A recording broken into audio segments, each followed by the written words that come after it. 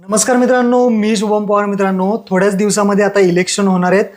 तुमचं नाव हे मतदार यादीमध्ये असणं गरजेचं आहे.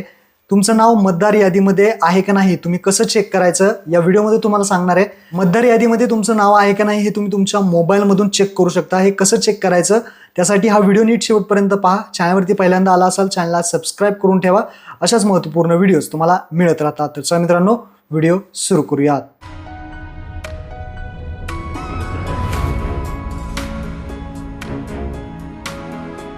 तर मित्रांनो, सर्वात प्रथम तुमच्या मोबाईलमधून प्ले स्टोअर ओपन करा. प्ले स्टोअरवरती सर्च करायचं आहे ECI-NET. ECI-NET हे ॲप्लिकेशन पहा, इलेक्शन कमिशन ऑफ इंडिया गव्हर्नमेंटचं आहे. हे ॲप्लिकेशन आपल्याला इन्स्टॉल करून ओपन करायचं आहे. इन्स्टॉल करून ओपन केल्यानंतर अशा पद्धतीने इंटरफेस तुम्हाला दिसेल. इथे तुम्हाला भरपूर ऑप्शन दिसतील. यामध्ये search your name in voter list हा 4 नंबरचा ऑप्शन आहे, त्यावरती क्लिक करायचं आहे. Search your name in voter list या 4 नंबरच्या ऑप्शनवरती क्लिक केल्यानंतर तुम्हाला 4 ऑप्शन आहेत तुमचं नाव याच्यामध्ये चेक करण्यासाठी. पहिलं आहे search by voter ID EPIC number.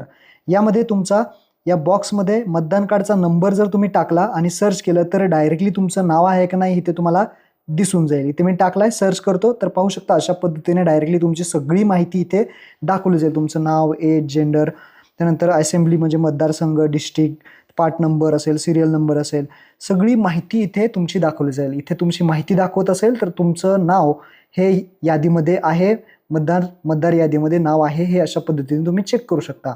जर याच्यामध्ये दाखवत नसेल तर तुम्हाला अजून 3 ऑप्शन सुद्धा आहे. दुसरा आहे सर्च बाय डिटेल्स.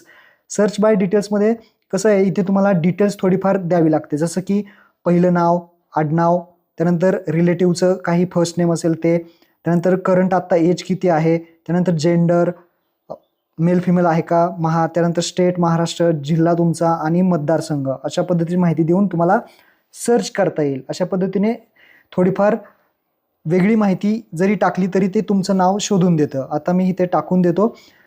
व्यवस्थित त्या ॲक्युरेट थोडी नाही टाकली तरी चालेल, पण आसपास बरोबर टाका आणि सर्च करा. सर्च केल्यानंतर पाहू शकता अशा पद्धतीने तुमची स्लिप जनरेट होईल. म्हणजे तुमचं नाव आहे का नाही हे दाखवलं जाईल. बरोबर तुमचं नाव आहे का, तुमचंच आहे का इथं चेक करा.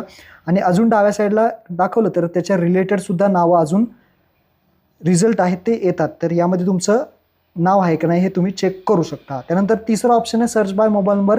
मतदान कार्डला जर मोबाईल नंबर लिंक असेल तुमच्या तर इथे महाराष्ट्र सिलेक्ट करा आणि मोबाईल नंबर टाका. सेंड OTP वरती क्लिक करा.